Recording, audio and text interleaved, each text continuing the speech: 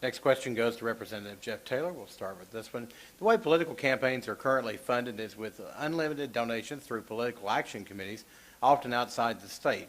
Do you think changes should be made in the way political campaigns are funded, and if so, how? Yes, I do. I'm for campaign finance reform. And yes, I have some out-of-state money, and I have money from unions. But it's a necessary evil in this environment. My opponent's party has far more money than my party. I did my job. I done exactly what I'm supposed to do, which is to go out and raise them. In the special election, I saw where the GOPAC was sending $100,000 to the state of Kentucky. I'm a competitor, and I'm a salesman, and I went out and outraised them, and if that took outside money, then so be it. Mr. Thomas? Well, my opponent should know very well about PACs right now because we got this Kentucky Family Values, which is sure an oxymoron because there's nothing valuable about what they stand for. They are pro-abortion, they're out of Louisville, and they are big interest money that is trying to buy y'all's votes and turn this election around. So they know they're spending a lot of money in this area. I think I've seen something where they're going to spend close to $2 million across the state of Kentucky on other races. And if you've noticed that you're hearing some very negative ads, that's who's running them. Kentucky Values does not stand for our values. They stand for their own special interest group. Now, saying that, I didn't answer the question on the PACs. A lot of times, GOPAC and some of the Republican-backed political action committees, that is our only defense where we can get the word out and things. But if you've noticed, most of the time it's in a very nice manner. Kentucky Family Values is here. I have nothing to do with them. And I've apologized for this twice, in writing. Answer to my God and Savior, it really doesn't matter who else believes me or not, because my conscience is clear. And I also have called my opponent twice to tell him I wasn't behind it. And not only did I say I wasn't behind it, I publicly denounced it, publicly. There's nothing more I can do. And I have Joey Pendleton in the back room to back me up. They were campaigning on Sunday, which is something that I don't believe in. Legally, I can't talk to them.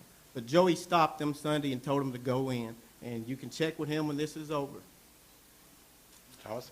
I had a friend of mine that works down in Fort Campbell area, and they've been playing the Beaver a lot on their radio station in their business. They said they're not going to listen to the radio station until after November 9th. They are sick and tired of these negative ads, and we're hearing it all across the country at a federal level all the way down. It's sickening. Thank you. I will address this real quickly. Please hold your applause or any comments, questions, or anything from the audience. Please keep that to a very minimal.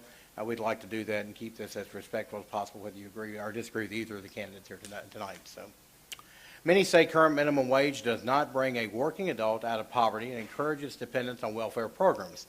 Do you support increasing the minimum wage in Kentucky?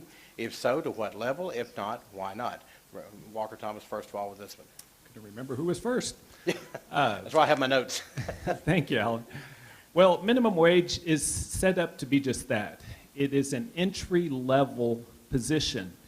I am more for workforce development so entry-level can be a stepping stone. That we need to start. There's many jobs, including floor garden at the skating rink. Kids pay me $6 to come in. I have to pay someone $15 an hour to skate around and help. You know, it's going to hurt a lot of businesses. This is, I was hoping this was coming up, Alan, because I did have this quick picture here. And if you increase minimum wage very much here, I don't know if y'all can see this. These are kiosks all over the end of Panera Bread. We're getting Panera Bread. There's your new employees, people. That's going to be our new employees. Businesses are already talking about automating. Let's help people get ahead, a step up, but we don't need to just make it where it's a way of life. It never was meant that way. Representative Taylor, same question. California has raised their $15 an hour. Louisville and Lexington has raised their minimum wage. I'm certainly in support of it. Christian County and House District 8 is a very diverse community. We have pockets of poverty. I have ministers in here with me, and we see this every day. I certainly support a tiered minimum wage increase, up to $12 an hour. folks, gas goes up, bread goes up, clothing goes up, food goes up, everything goes up.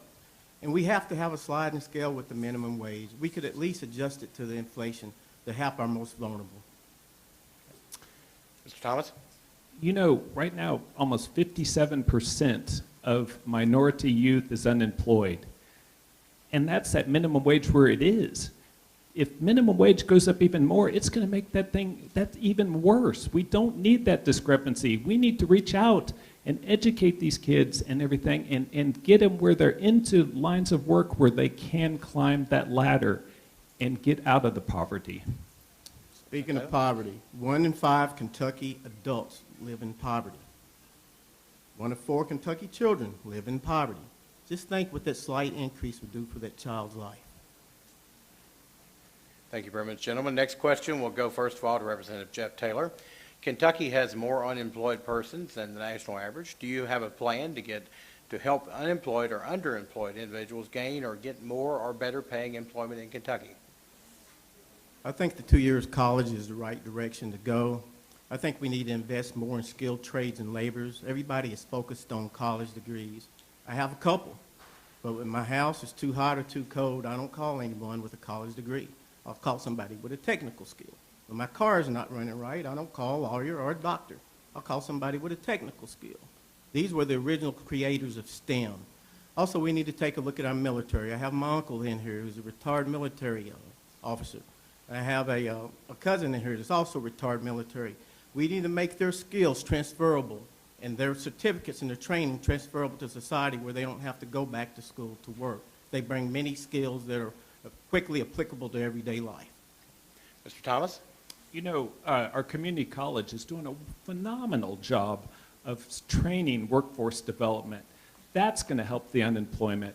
I'm sitting there looking at our community college, and who would have ever thought they would have had tractor trailers out front so people would learn how to get their CDLs and their Class A's and drive. There are so many jobs available that are out there if they had the training. Our community college is working with different factories and finding out what they need and bringing in machinery so kids can learn how to use these individual machinery and go straight to the workforce afterwards.